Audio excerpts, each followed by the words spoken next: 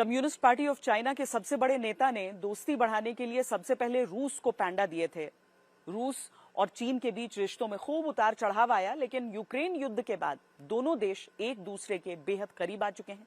रूस को लेकर चीन ने आज दो टूक कहा कि वो अपने दोस्त को हारते हुए नहीं देखना चाहता।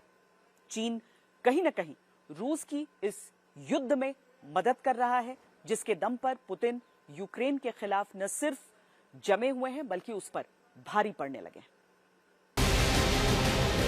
पुतिन ने जिस हल्के फुल्के अंदाज में ये बातें कही, तब कोई नहीं जानता था कि उनके दिमाग में कितनी खतरनाक योजना चल रही है। प्लानिंग यूक्रेन को सजा देने की।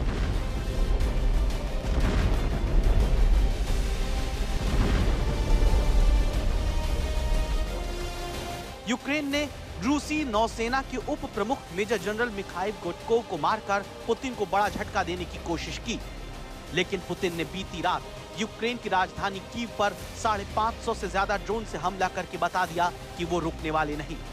ये साफ साफ संदेश रूस की तरफ से बैलिस्टिक मिसाइल दागकर जेलेंस्की को दिया गया कि युद्ध के इतने साल बाद भी यूरोप और नाटो की यूक्रेन को मदद मिलने के बावजूद रूस को हराना दूर की कौड़ी है। यूक्रेन की राजधानी की ऐसी हालत युद्ध के शुरू होने के बाद पहली बार लोगों ने देखी। कीव में हर तरफ आग और धुआं देखा गया। रात भर लोग जान बचाने के लिए इधर उधर भागते रहे। इमारतें तबाह देखी गईं।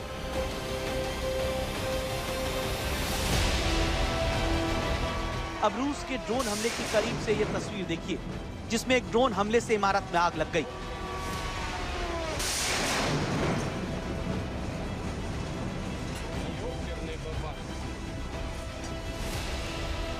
कीव के लोगों को रात में ही पुतिन के गुस्से का अंदाजा हो चुका था, लेकिन सुबह होते ही लोगों को समझ में आ गया कि अब तक का सबसे बड़ा हमला था।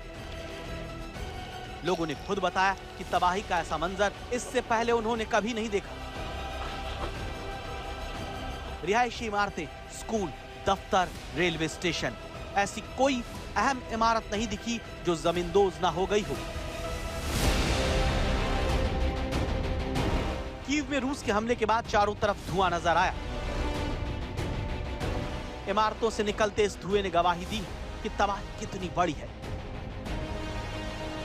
यूक्रेन पर पुतिन का यह कहर उनके एक जनरल की हत्या के बाद टूटा, जिसके कुछ ही घंटों बाद पुतिन ने कीव की ईंट से ईंट बजा दी।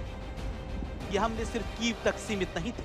ये देखिए, गुरुवार रात को रूस ने पूरे यूक्रेन को दहला दिया।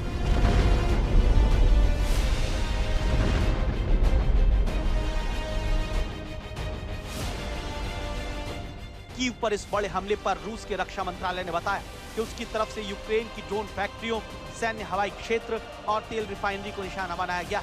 इस कार्रवाई में उसकी तरफ से लंबी दूरी के हथियारों से हमला किया गया। इसके अलावा रूस की सेना ने पूर्वी यूक्रेन में प्रेडटेकिन पर कब्जा कर लिया। पिछले महीने जिस तरह से यूक्रेन ने रूस के अंदर बड़े ड्रोन हमले को अंजाम देकर पुतिन को चौंकाया, उससे लगा कि युद्ध में रूस कमजोर पड़ रहा है। लेकिन पुतिन की तरफ से लगातार हो रहे हमलों ने बता दिया कि पुतिन न तो थके हैं, न रुकने का नाम उनके किसी प्लान में है। वो किसी के दबाव में नहीं आएंगे, भले ही वो अमेरिकी राष्ट्रपति डोनाल्ड ट्रंप ही क्यों ना हो।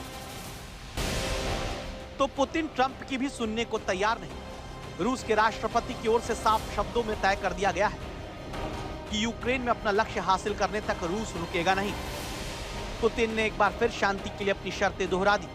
याद दिला दिया कि यूक्रेन को नाटो में शामिल होने का विचार छोड़ना होगा। उसे इलाके में रूस के दबदबे को स्वीकार करना ही होगा।